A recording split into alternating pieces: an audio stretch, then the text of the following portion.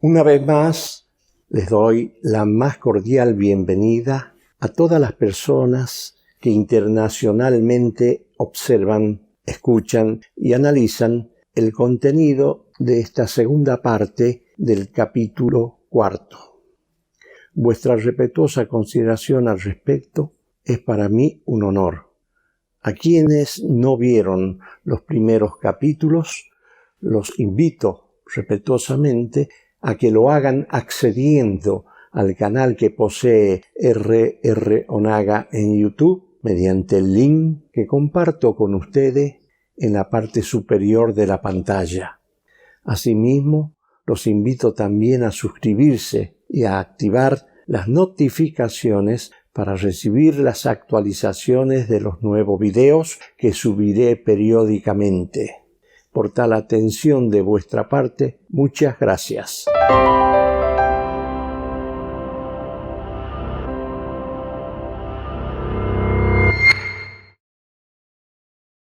La educación primaria, secundaria, terciaria y universitaria, en todas las especialidades que componen el paquete de facultades, deben enseñar, educar y cultivar al pueblo en forma republicana sobre las bases del desarrollo global del país en su conjunto.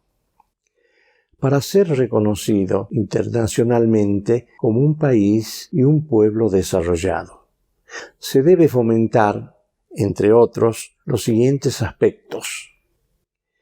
Es importante que la formación de los nuevos matrimonios y sus respectivos hogares se efectúe mediante un verdadero proyecto de vida con visión de futuro, que incluya a los hijos, a los nietos y a los bisnietos y a toda la descendencia, brindar al ser humano un entorno familiar digno y de contención, en el cual el primer objetivo es transformarse en una buena persona, con todo lo que ello implica, mediante el buen ejemplo y el trato humano en la crianza por parte de los padres.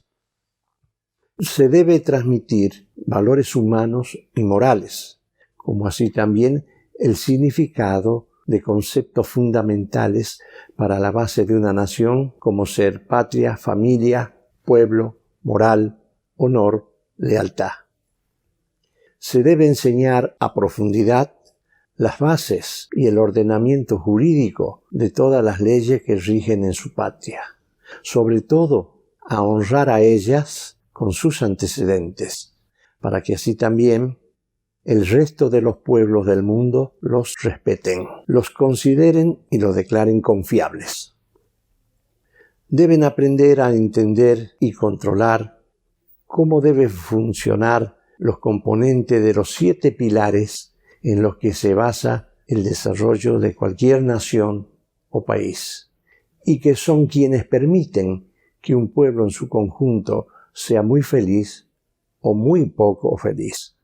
Estos pilares son los partidos políticos, los economistas, los banqueros o dueños de bancos, los grandes empresarios, los sindicalistas, los jefes de las distintas colectividades extranjeras existentes en cualquier país del mundo, los jefes de las distintas religiones existentes en cualquier país del mundo.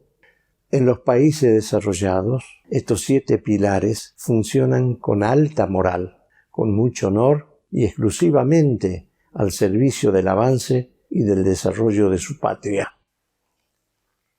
Los profesionales que recibieron su título deben contar con capacidad teórica y sobre todo operativa, que les permita en su patria o en cualquier otro país saber idóneamente cómo salir al mercado comercial, a comercializar su conocimiento profesional con visión de futuro.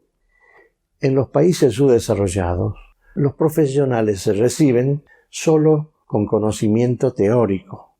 Cuando salen al mercado comercial a colocar sus servicios profesionales, se encuentran con la situación de que el contenido del título profesional teórico no coincide para nada con la realidad y las reglamentaciones vigentes en la calle. como ya dije, el verdadero mercado comercial. Hasta que comienzan a entender y generar experiencia en la calle, pasan muchos años y terminan dándose cuenta que el lucro cesante que debieron pagar para tener la oportunidad en la calle y en trabajos honorables es muy alto en todos los aspectos. Los miembros del sector privado de países subdesarrollados deben prepararse seriamente mediante una calificada docencia, no solo para tener algún éxito en su país, sino y sobre todo cuando salen a visitar mercados comerciales extranjeros en busca de buenos negocios con mucha visión de futuro. Para ello, no se puede salir como un vendedor de productos. Se debe caminar en los tejidos comerciales de países extranjeros como calificados hombres de negocios y comercio mundial, siempre buscando negocios y apertura comercial de mercado. Con todo el conocimiento que internacionalmente se debe poseer a los hombres de negocio y comercio mundial, jamás les interesa las compras o ventas circunstanciales, transitorias o azarísticas, debido a que ellos siempre se desarrollan en los países desarrollados. Solo negocios con visión de futuro. Cuando el empresario de un país subdesarrollado desea iniciar una relación comercial e internacional con un hombre de negocio y del comercio mundial, el perteneciente al país subdesarrollado debe adecuarse a las exigencias que existen en los países desarrollados. Deseo respetuosamente recordarles que todo lo que escribo es siempre producto de mi propio intelecto personal y de mi capacidad creativa, directivo-ejecutiva y operativa, las que siempre utilizo en mi profesión natural e innata como autodidacta desarrollista macroeconómico internacional. Este es el tipo de conocimiento, experiencia y alto nivel de oficio necesarios, ya sea a nivel del Estado o en el sector privado, para la continua mejora en la calidad de vida del pueblo y en cualquier país del mundo. Si el principal mandatario del Estado de cualquier nación o país del mundo tuviera esta preparación, podría asegurarle al pueblo y al sector privado de su país todo el éxito y el desarrollo global que ellos esperan de su investidura. Es decir, que nunca tenga que depender de sus asesores para gobernar, ya que entonces no sería el primer ejecutivo de un país. El que realmente lo es, siempre necesita idóneos colaboradores, que sean profesionales en las distintas áreas del gobierno nacional, colaboradores que estén idóneamente educados y capacitados para entender en su totalidad el contenido del proyecto sistematizado y operativamente listo para funcionar que propone el primer mandatario a favor de su pueblo y del sector privado. Quiero decir que siempre el funcionamiento de todo Estado debe ser guiado por un verdadero e idóneo emprendimiento de desarrollo macroeconómico a nivel nacional e internacional. Lógicamente, todo lo que menciono no se logra de un día para el otro, pero se puede conseguir este objetivo con total seguridad si se tiene en cuenta todo lo que vengo transmitiéndoles en los contenidos del primero, segundo, tercero y lo que va hasta este momento del cuarto capítulo. Aprender todo lo que compone mi conocimiento, mi experiencia, mi capacidad operativa, que se adecúa en cualquier país del mundo, me llevó 50 años ininterrumpidos de mi vida. Todo lo aprendí con mucha seriedad, con mucha fuerza de voluntad, en la mejor universidad de este planeta Tierra. Me refiero, y como siempre mencioné anteriormente, al riel por donde viajamos desarrollando nuestra vida, la calle.